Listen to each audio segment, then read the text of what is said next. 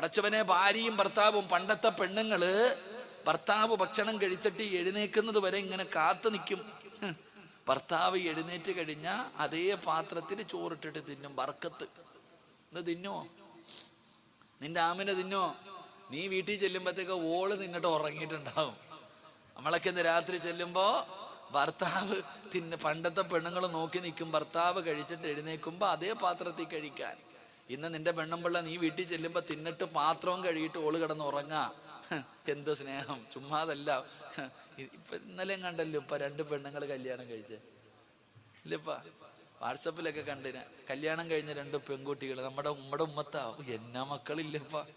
2 പെൺകുട്ടികൾ മക്കളെയും കളഞ്ഞിട്ട് അവളുമാര് 2 കൂടെ ഒളിച്ചോടി പോയി. കാലം പോയ പോക്കെ ഓൻ തോടിയാ എവിടെ വരെ. അള്ളാഹു ഈ മന്ത്രി മാറാകട്ടെ. കാലം പോയ പോക്ക് നോക്ക് സഹോദരങ്ങളെ. എടുത്ത തിരുവനന്തപുരത്ത് ഈ ഫെബ്രുവരി പ്രണയദിനത്തിൻ്റെ അന്ന് ഞാൻ മൊബൈലിൽ കണ്ട് ഞങ്ങളുടെ തിരുവനന്തപുരത്ത് 2 ചെറുപ്പക്കാർ തമ്മിൽ കല്യാണം കഴിച്ചു.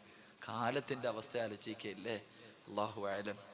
എൻ്റെ പ്രിയപ്പെട്ട സഹോദരങ്ങളെ, സഹോദരിമാരെ, നബി സല്ലല്ലാഹു അലൈഹി വസല്ലമ തങ്ങള് ഒരിക്കൽ അള്ളാഹുവിന്റെ പ്രവാചകന്റെ മുന്നിൽ കുറച്ച് പാല് കൊണ്ടുവന്നു കൊടുത്തു. കേട്ടോ ഭർത്താക്കന്മാരൊക്കെ കേട്ടോ, ഭർത്താക്കന്മാരൊക്കെ കേട്ടോണം.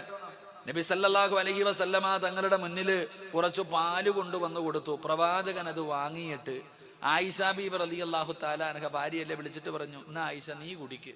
ഇല്ല നബി, നീ കുടിക്ക. ആയിഷ ബീബിക്ക് കൊടുത്തു. ആയിഷ ബീബി റളിയല്ലാഹു തആല അൻഹ പാല് കുടിച്ചു. മതി നബിയെ. ഇല്ല നീ കുടിക്ക്, വയറ് നിറച്ചു കുടിക്കാൻ പറഞ്ഞു. ആയിഷ ബീബി വയറ് നിറച്ചു പാല് കുടിച്ചു. മതി നബിയെ, എനിക്ക് സ്ഥലമില്ല, ഇനി സ്ഥലമില്ല. നബി സല്ലല്ലാഹു അലൈഹി വസല്ലം തങ്ങൾ ആ പാലിന്റെ പാത്രം ഇങ്ങനെ മേടിച്ചിട്ട് ഇങ്ങനെ തിരയാ. ഇതോ കളഞ്ഞുപോയ വസ്തു തിരയണ പോലെ തിരയാ. എന്തേ നബിയെ നോക്കണേ?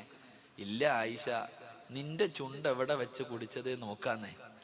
നീ എവിടെയാണ് നിന്റെ ചുണ്ട് വെച്ച് കുടിച്ചതെന്ന് നോക്കാ. നബി സല്ലല്ലാഹു അലൈഹി വസല്ലം തങ്ങൾ കണ്ടുപിടിച്ചു, നനഞ്ഞിരിക്കുന്നു. തന്റെ ഭാര്യ എവിടെയാണോ ചുണ്ട് വെച്ച് കുടിച്ചത് അതേ സ്ഥലത്ത് തന്നെ ചുണ്ട് ചേർത്ത് വെച്ചിട്ട് കുടിച്ചു മഹാനായ നബി മുഹമ്മദ് മുസ്തഫ. ായിരുന്നു പഴയ തലമുറ. അതുകൊണ്ട് പണ്ടത്തെ പെണ്ണുങ്ങൾ ആരെങ്കിലും ഒളിച്ചോടി പോയ കഥയുണ്ടോ? കല്യാണം കഴിച്ച ഏതെങ്കിലും ഉമ്മ ഓടിയ കഥയുണ്ടോ? ഇല്ല. കാരണം എന്തേ? ഭർത്താവും ഭാര്യയും തമ്മിൽ അത്രയ്ക്കൊരു ബന്ധമായിരുന്നു. ഇന്ന് ആകെ ബന്ധം ഫോണുമായിട്ടുള്ള ബന്ധമാ. ഏറ്റവും കൂടുതൽ സ്നേഹിക്കുന്നത് ഫോണിനെയാ. ചില പെണ്ണുങ്ങൾ പറയാറുണ്ട്, എൻ്റെ ഇക്കാടെ കയ്യിലിരിക്കണ മൊബൈലായാൽ മതിയായിരുന്നു പടച്ചോനെ. ബാത്റൂമിൽ പോകുമ്പോഴും അത് കൊണ്ടാ പോണേ. ബാത്റൂമിൽ പോകുമ്പോഴും അത്, ഉറങ്ങുമ്പോഴും അത്. 500 ലോക്ക്. എവിടൊക്കെ ലോക്ക് ഇടാൻ പറ്റുമോ, ഗാലറിയിൽ ലോക്ക്, വാട്സപ്പിൽ ലോക്ക്, സർവ്വതിൽ മെസ്സേജിലും ലോക്ക്. അവസാനം നിന്റെ ജീവിതത്തിലും ലോക്ക് വീഴും. അള്ളാഹു കാത്തുരക്ഷിക്കുമാറാകട്ടെ. എവിടെ എത്തി പടച്ചോനെ? അടുത്ത മൊബൈലിൽ ഞാനൊരു വീഡിയോ കണ്ടു. ഇനി അവരെങ്ങാനും കണ്ട ഒരു അവാർഡ് കൊടുക്കണം. വാപ്പ നിസ്കരിക്കാം, ഒരു ചെറിയ കുട്ടി മൊബൈലും പിടിച്ചുകൊണ്ട് വാപ്പാടെ മുന്നിൽ ഇങ്ങനെ നിൽക്കുന്നുണ്ട്. വാപ്പ ഇങ്ങനെ നിസ്കരിക്കാം. നിസ്കാരം കഴിഞ്ഞിട്ട് വാപ്പ ഇങ്ങനെ അത്തഹിയ്യാത്തിലിരിക്കുക. വാപ്പ അത്തഹിയ്യാത്തിൽ ഇരുന്നിട്ട് ഈ കൈയുടെ വിരല് ഇങ്ങനെ അങ്ങോട്ട് ഉയർത്തിയത് ഈ കുഞ്ഞു ഓടി ചെന്നിട്ട് വാപ്പാടെ കൈയുടെ വിരല് പിടിച്ചിട്ട് മൊബൈലിൽ വെക്കുക, ലോക്കടിക്കാൻ. കുട്ടി ഇങ്ങനെ നിൽക്കുക. നമുക്കത് കാണുമ്പോൾ അത്ഭുതം തോന്നാ. അത്തഹിയ്യാത്തിൽ ഇരുന്നിട്ട് അഷ്ഹദു അല്ലാ ഇലാഹ ഇല്ലല്ലാഹ് കൈ അങ്ങോട്ട് നീട്ടിയതും കുഞ്ഞു ഓടിച്ചെന്ന് ലോക്കഴിച്ചിട്ട് ഓടുക.